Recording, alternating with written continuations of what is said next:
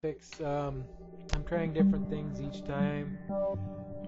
I'm putting our periaps about 10 kilometers and offsetting it between 70 and 80 degrees from the Kerbal Space Center. And we'll see if that we'll see how that works out. See if that brings us down where we need to be. There's so many variables involved in doing this, and honestly, KSP does not give you half the instrumentation you need to make a calculation on how to do this. So 90% of this is experimenting, experience, and educated guesses on how to pull some of these moves off. But yeah, that's the Kerbal Space Program way. Just try different things until something sticks. Yeah, how hard could rocket science be? I think is the tagline the website has adopted.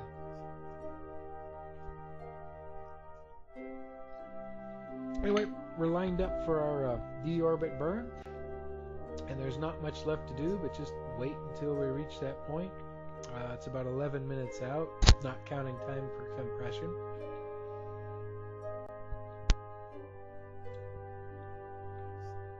I still love how much of this game is just waiting to get to someplace to do something, so you can wait some more to do something else.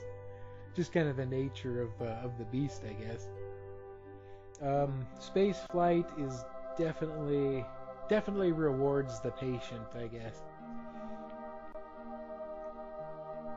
Anyway, look at how much delta V we need to do our deorbit.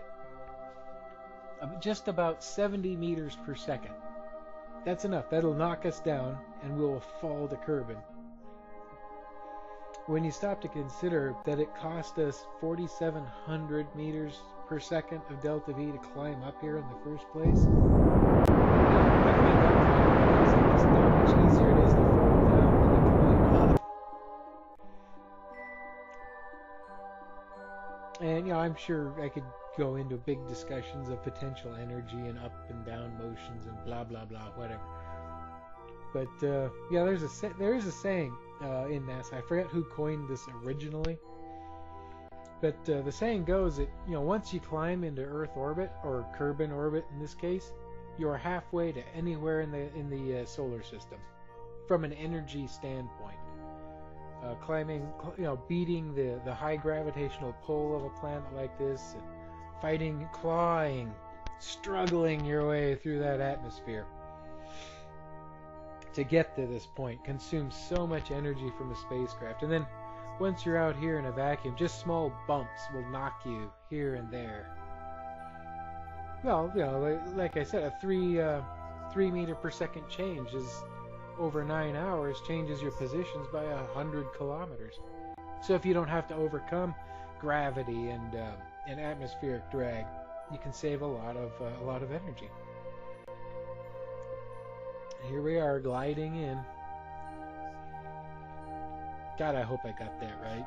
What would be brilliant is if I could not only land at the Space Center, but put this bird down on the runway. That would just be a huge first for me. Because honestly, I think I'm a better engineer and mission planner than I am a pilot. But we're gonna try. We'll do our best here.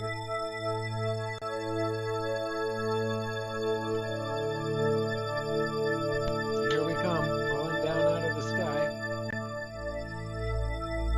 We're still 80 kilometers up. We're 10 kilometers, about 11 kilometers above the I think what's it, the stratopause, I think. That's the upper boundary layer of the stratosphere. You'll notice the distances I'm talking here just don't seem right compared to what we're used to on terrestrial sites, and the reason for that is, everything in the game is just condensed. Everything's smaller.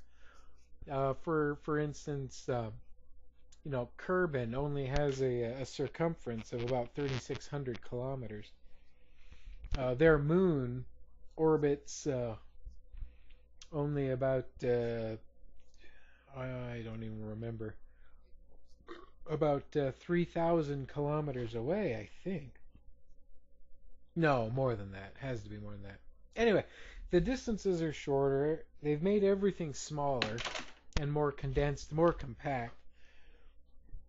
And of course, the reason for that is the game at its heart really is about exploration.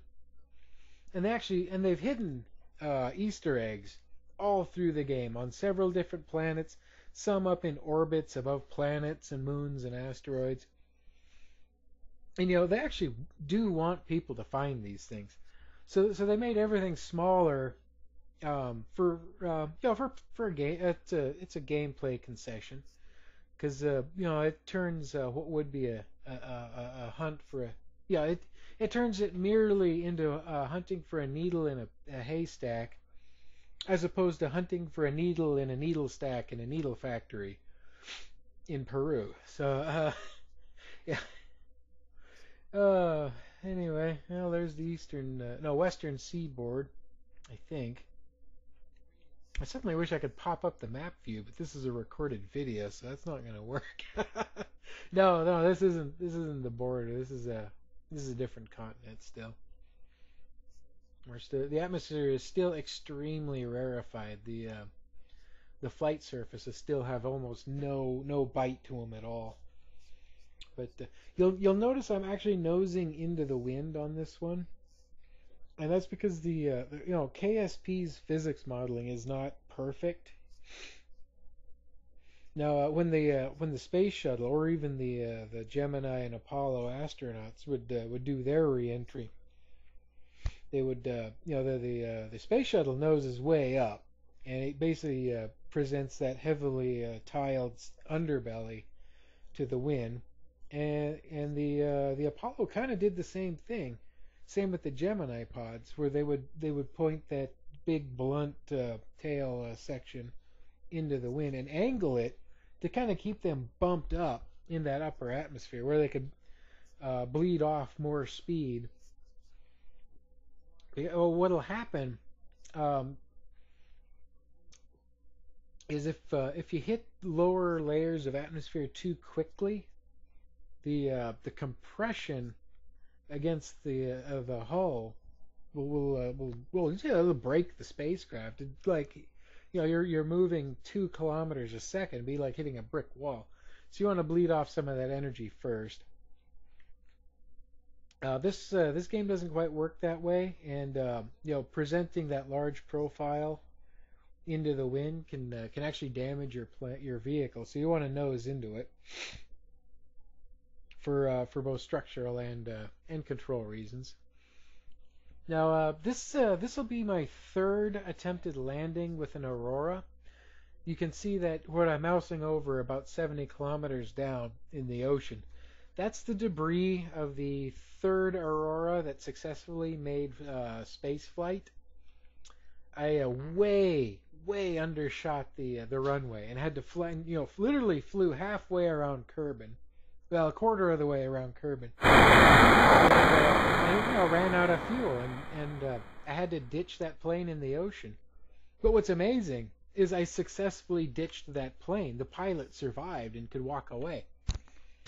The aircraft, or the spacecraft, on the other hand, was scattered across about 3 time zones. But the pilot, our own dear Jebediah Kerbin, survived the crash, and here he is flying our 5th flight with an Aurora. And honestly, things are starting to look pretty good, pretty lined up. I think we got a good chance at bringing this down right on the Space Center. I think I may have just stumbled into that perfect combination of periaps and angle. Okay, we're hitting lower atmosphere here, and again, what we should be